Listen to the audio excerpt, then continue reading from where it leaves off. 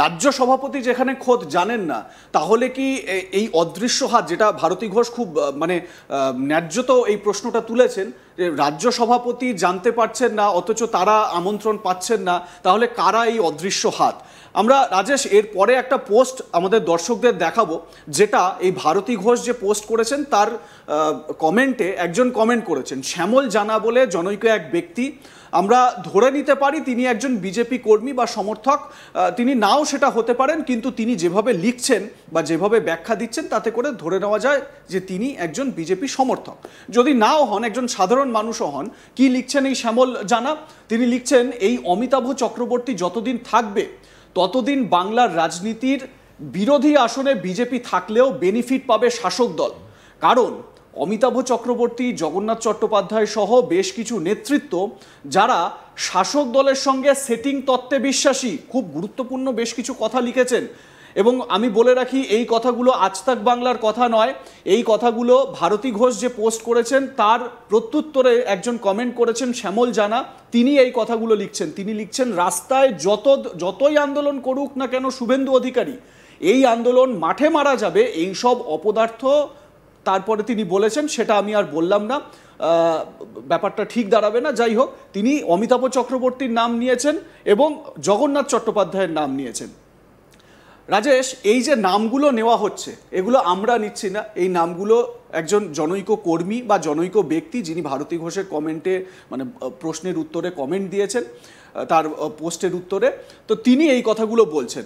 আমার প্রশ্ন হচ্ছে যে এই অদৃশ্য হাতগুলো নিয়ে যখন বলছেন, দলের অন্দরেও তো নিশ্চয়ই এই নিয়ে চর্চা শুরু হয়ে গিয়েছে। এই অদৃশ্য হাত কারা? কারা এইরকমভাবে অঙ্গুলি হেলন করছে যে যেখানে রাজ্য সভাপতি পর্যন্ত জানেন না যে প্রধানমন্ত্রীর সভায় কারা কারা উপস্থিত থাকবেন এবং থাকবেন না। গুরুত্বপূর্ণ একটা বিষয় হচ্ছে, লকেট চট্টোপাধ্যায় বিজেপির রাজ্য সম্পাদক মণ্ডলীর একজন মেম্বার, তিনি একজন রাজ্য সম্পাদক, তার উপস্থিত থাকা তো একটা প্রোটোকলের মধ্যেই পড়ে, কিন্তু তাকে উপস্থিত রাখা হয়নি। মানে এটাও কিন্তু জোর চর্চার বিষয় 26-এর ভোটের আগে বিজেপির অন্দরে। একদম। দেখো, এই শ্যামল জানা যে মন্তব্য করেছেন, ভারতী ঘোষ কিন্তু তার পোস্টের ক্যাপশনে নিজেই বলেছিলেন আপনারা মতামত জানান। ফলে ভারতী ঘোষ দলের নেত্রী, তিনি জাতীয়, তিনি স্পোক্স পার্সন, তিনি মুখপাত্র, তিনি মতামত চেয়েছেন এবং তার অনুরোধ মেনে, তার আবেদন মেনে তার ফলোয়াররা মতামত দিয়েওছেন। তার ফলস্বরূপ হচ্ছে শ্যামল জানার এই বক্তব্য। শ্যামল জানার দলের সংগঠন সম্পর্কে নলেজ দেখে আমাদের প্রাথমিকভাবে মনে হচ্ছে তিনি সক্রিয় বিজেপি কর্মী, তিনি সংগঠনের সঙ্গে যুক্ত, এবং তিনি যে দুটো নাম নিয়েছেন তারা কিন্তু সাংগঠনিক নেতা। ফলে তাদের হাতে কিন্তু এই ডিসিশন মেকিং পাওয়ার রয়েছে।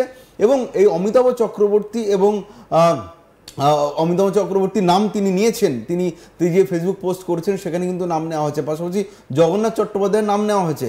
ফলে দেখো, এই ব্যক্তিদের কে তিনি ইঙ্গিত করছেন, এটা আমরা বলছি না। ফলে এই যে অদৃশ্য হাতের কথা বলছেন, সেই অদৃশ্য হাতকে এই প্রশ্নটা যেরকম অন্ধকারে ভাসছে, সে অন্ধকারের মধ্যে তীরও ছোড়া হয়েছে। এই শ্যামল জানা তিনি কিন্তু দুটো নাম ভাসিয়ে দিয়েছেন। আমরা জানি না এই অদৃশ্য হাত এই দুই ব্যক্তি কিনা, সেটা সংগঠন বলতে পারবে, কিন্তু সংগঠনে এই দুই ব্যক্তিকে নিয়ে কিন্তু এর আগেও অনেকবার তারা খবরের শিরোনামে এসেছেন।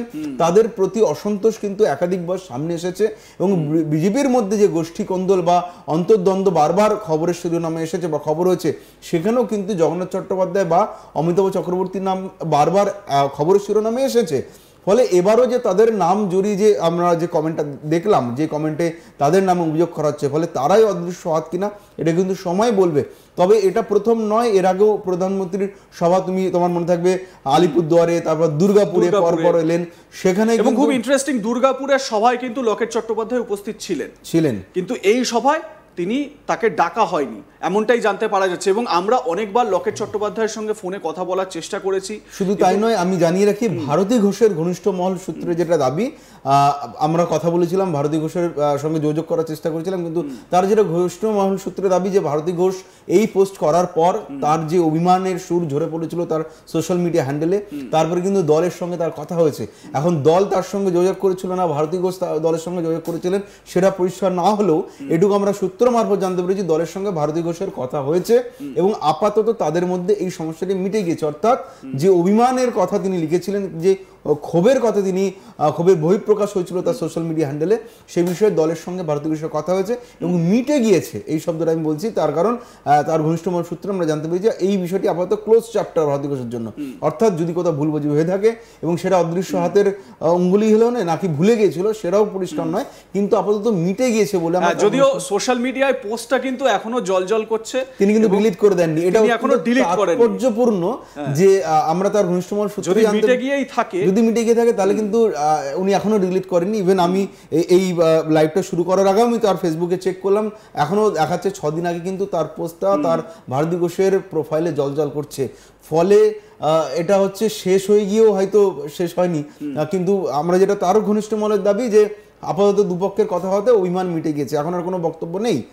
ইভেন আমরা ভারতী ঘোষকে আমরা অনুরোধ করেছিলাম যে এই বিষয়ে তার বক্তব্য জানাতে, তার কি বক্তব্য, কারণ তার সোশ্যাল মিডিয়া পোস্টের ভিত্তিতে অনেক প্রশ্ন যাচ্ছে, বিজেপির এই অন্তর্দ্বন্দ্ব নিয়ে প্রশ্ন উঠছে বা আগুনে ঘি পড়ছে, কিন্তু ভারতী ঘোষ কিন্তু কোনো রাজি হননি এই বিষয়ে কোনো রকম মন্তব্য করতে।